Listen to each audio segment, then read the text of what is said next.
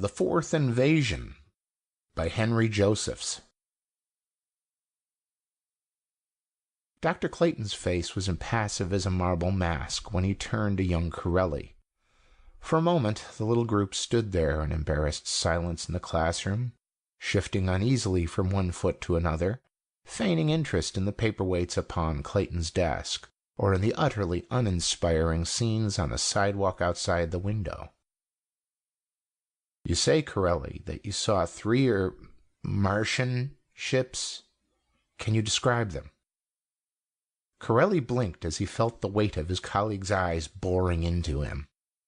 "I didn't say they were Martian, sir, only that they seemed to be unearthly. And they were not the conventional saucer-shaped things. They acted like saucers skimming across the water. That's what made me think they were genuine. And they didn't seem to be going fast enough so that I'd expect to hear a roar like a jet plane. It struck me that this might not be the way they fly naturally, but the way they might fly if the pilots were having trouble adjusting the controls to a heavier atmosphere than they were used to." Clayton tapped the tabletop with his fingers. "What about you, Marty? Did you see 3 ships?" Big Gene Marty, football star, was the least nervous. "Can't be sure about ships, Doc," he rumbled. "I did see something strange disappearing over the horizon. They might have been what Tony says. But whatever it was, there were 3 of them. But I saw something else, because I was looking in another direction.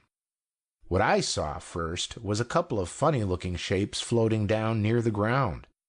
Didn't look like parachutists, yet they seemed big enough to be men, or at least small men." "Interesting. All right, what about the rest of you? How many saw the ships?" A chorus answered him. "I see," Clayton mused.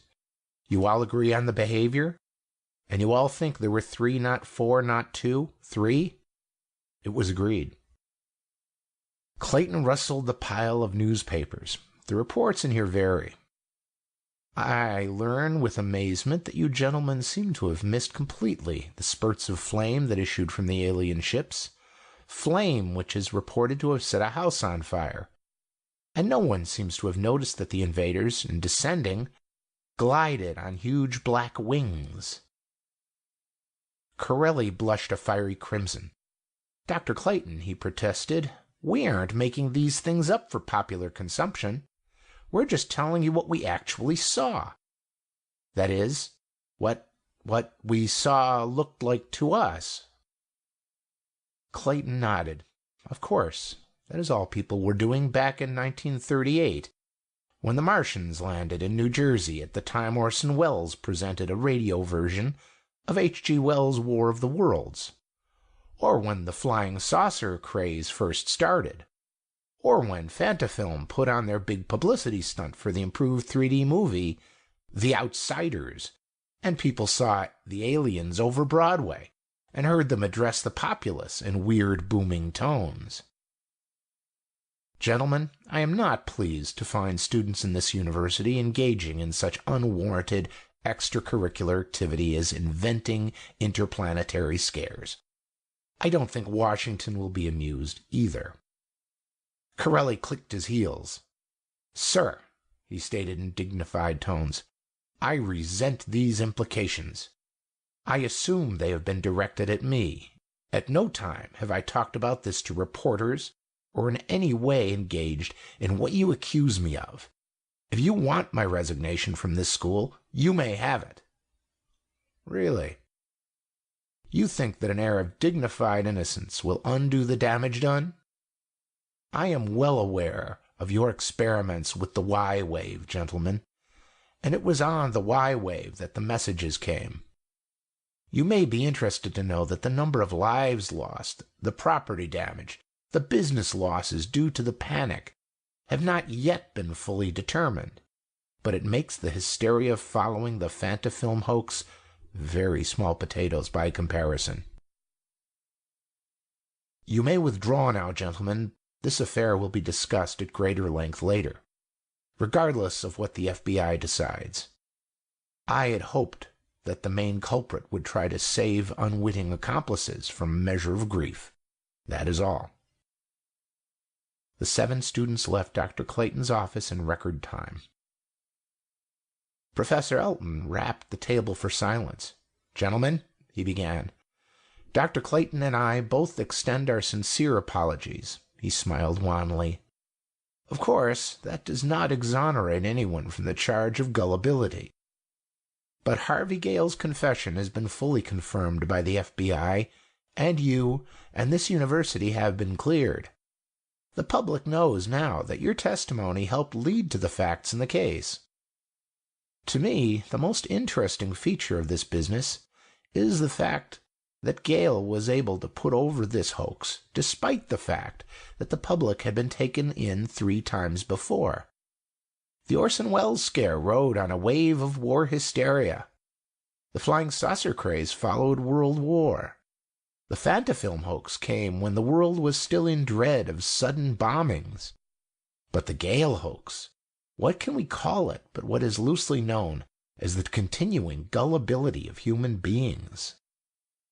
We trust that this demonstration you have just observed will help you to remember that while seeing may be believing, it's wise not to believe until it has been established just what you saw.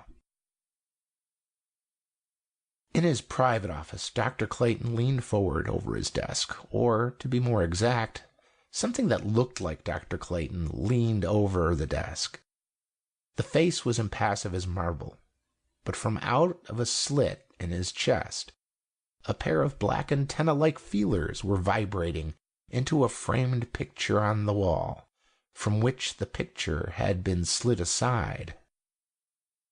Landing safely effected, brief panic when several terrestrial sighted ships, all clear now. Full report containing details on latest successful persuasion of Earthlings that Martians or other aliens are imaginary will follow. From the speaker beneath the desk came sounds of gasps, heavy breathing, then shuffling footsteps. Clayton pushed the picture back into place, then took off the skin-painted vest he wore with the flat box on its inside. He snapped a switch on the side of his desk. There, now they can't hear, if any are still hanging around. Professor Elton looked at him bewilderedly. "I don't get it. After all the risk we went to convince the public there ain't no ghosts, as the old saying goes, you arranged to have students hear you going into a report to the home planet act, and you use a code they all know. What's the point in doing it?" Clayton nodded. "It looks somewhat mad, doesn't it? Well, the psychology team was sure of the necessity. You see, more and more humans remain unconvinced each time one of these hoaxes are exposed. The unconvinced are sure that something fiendish is going on beneath the surface, that the authorities, all kinds, from civil to scientific, are engaged in a vast cover-up. We can't prevent this belief. We don't know how to keep it from spreading. So the alternative is to direct it." Elton nodded slowly. "I can see possibilities along that line, but just what direction was this supposed to kind of bring about?" "Why, obviously, if large-scale invasion from Mars is imminent, and this is the belief that we're all catering to, then it follows that the invasion hasn't already taken place. The 2 of us and Harvey Gale will disappear shortly in one way or another, and gradually public cries for effective planetary defense will mount. You know who will direct the defense."